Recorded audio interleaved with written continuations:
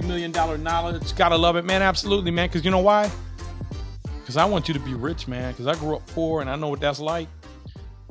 Look, man, I don't want you to have to eat Little Debbie's, man. I want you to be able to afford Hostess. I remember I could never afford Hostess, man. You get a whole box of Little Debbie's for like 69 cents, and you get one Hostess be like $2.39. You'd be like, man, what's the difference? It's the difference, man, the taste. But I want you to be able to afford Little Debbie's.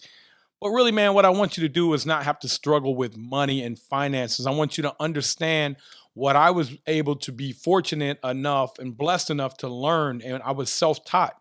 That's why I want to get back to you guys, because there's so many people that say, I can't do it because, my family's poor, because of ethnicity. Look, man, who cares? Do you know that 88% of millionaires are self-made? So look, they didn't start off with money.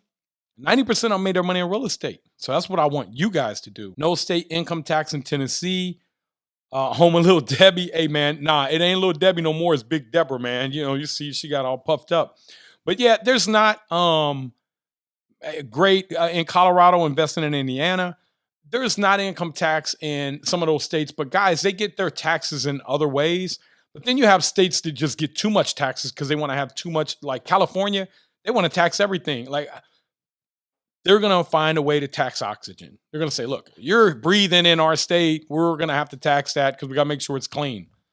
That's how some of them ridiculous states, man, people just stay away from them. So Biden's economic plan to remove the 1031 exchange. So all that's going to do is people are just going to say, hey, man, I ain't going to sell my property. It's going to kill the velocity of money, which kills our economy. The commercial banking sector is responsible for 70% of the velocity of money in the United States. Well, if you take these 1031s out, people are going to say, well, I ain't going to sell my property. You kill the velocity. You kill the economy. And that's what I'm talking about. The stupid thinking of government. And I'm not talking about Republicans or Democrat. This one happens to be come from the Democratic side, but both of them. Why do you want to kill people from making money and creating jobs so that you can tax? They're like, whoa, they're making money. Let's take it. Like, oh, no. Rich people just say, you know what? Hang on to it, man. I ain't going to sell it. Why? Why am I going to sell it when I'm going to give away half my money? I'll just hang on to it. You kill the velocity of money, which kills the jobs, which is why you want to go to the states that are actually going to incentivize people producing money and producing work, not the people that are going to incentivize taking stuff from people that are making money that are creating jobs. Property taxes are high in places like Texas. And that's the thing, guys, is that, yeah, they don't have any state income tax, but their property tax is higher. So they're getting that money one way or the other. How can I find a private money lenders who is willing to work with a newbie in real estate? Man, I already got you, brother. I got a call at 12:45 with a guy. We have created a program for our BRRRR group. They're going to do 100% financing for you guys. It's hard money, but it's not real expensive hard money. They'll do 100% financing. You do need to have some liquidity. So don't think that nobody's just going to give you money and you don't have any money. You're going to have to handle some liquidity. But if you have $20,000 saved, they'll give you up to $100,000 on the deal. If you have $100,000 saved, they'll give you up to $500,000. They also have, it's not a bank. They can get it funded quick. They also have, once you're done, they can refinance it for you. They're not worried about your debt to income ratio. It's not going to go on your credit. It's called a DSCR loan, debt service coverage ratio. So it's common sense lending. It doesn't go through the bank. It's not backed by the government. And some of you guys who have 10 or 20 properties and say, I can't buy anymore because Fannie, Freddie, look, man, take all these. We're going to cross collateralize them for you guys, show you how to do that. Put them into a different mortgage and free that line back up to where you can go do it again. What are some good locations to invest in Cincinnati and surrounding areas? I'm a new investor. Man, almost anywhere in Cincinnati is on fire right now. I can't even tell you a bad area that's not getting 10% a year because we had so many jobs come here. We got Amazon bringing 26 or 2,700 jobs. 2,600 Amazon jobs means about 20,000 jobs. Because those are basic jobs, which is what I want you guys to research and study and understand. We also had General Electric. Their corporate headquarters for aviation came here. That was 1,700 basic jobs. We also have just a vast amount of, we have 8 Fortune 500 companies here. Very diverse. We have Kroger's that went from 16,000 to 22,000.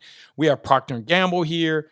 So almost any area of Cincinnati, you can't lose in. Trying to overcome the fear of having tenants and the fact that what if they ruin your property and then you can't get them out? Well, that's all valid, but you have to put a list together, which we're going to show you how to deal with that. What are your options? Work until you're 70 years old, retire broke?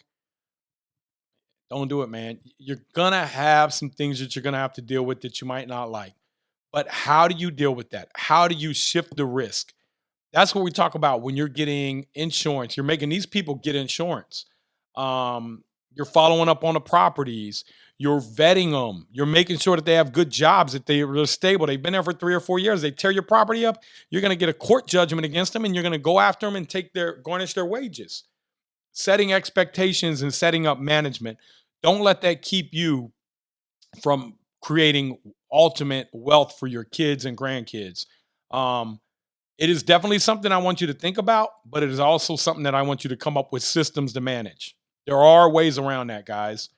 Everybody out here who's made millions in real estate has had those challenges, and they've also overcome them. What would you do with $100K equity in one of your one and only rental properties? How much are you making off of it? I would leverage it and go buy more because you're probably only making 7-8% off your 100 grand. So if you're only making 7 or 8% a year off of your 100 grand, and then let's say it's going up 5% a year in value, you're only making 7 plus 5 is 12. Well, what if I could show you how to go leverage that and make 15% plus your appreciation is 20, you're making 35%. So you want to make 35,000 off of 100 grand, or do you want to make 13,000 off 100 grand? HELOCs or cash out refinances. Man, I like to move my numbers around where it doesn't look like I'm doing a cash out refi, because I like to do a rate and term refi, but through being vertically integrated and owning my own construction company, push my cost up closer to retail to where when I'm doing an actual, like pulling the money out, it looks like a rate and term. I'm going to explain all that in the course, guys, but then you get a cheaper rate and more people that want to deal with you. Because as soon as a bank finds out you're getting money out of a property, they're like, "Oh, wait a minute. Where's the president of the bank got to come down and talk about this?" Like, dude, it's $100,000 on a loan. What do you think about the market in Dallas? Dallas is crazy, crazy, crazy hot, man. If I was in Dallas, I would find a way to find off market deals, because there's so many jobs that are moving to Dallas, to Houston, to Austin, because Texas, it makes it simple for businesses to operate there. They don't make it hard or complex. They don't say, well, if you're going to bring a business here and you're going to create jobs, we want to tax you more because you're going to push up the housing values. That's a good thing when you push up housing values. That means more people can afford to pay more because you have more money coming into your city. So Dallas is absolutely one of the hottest cities out right now. Sure, you hit the like button, subscribe to our channel, Nate Barger on YouTube, and hit the bell, and you'll be notified on any new videos that come out.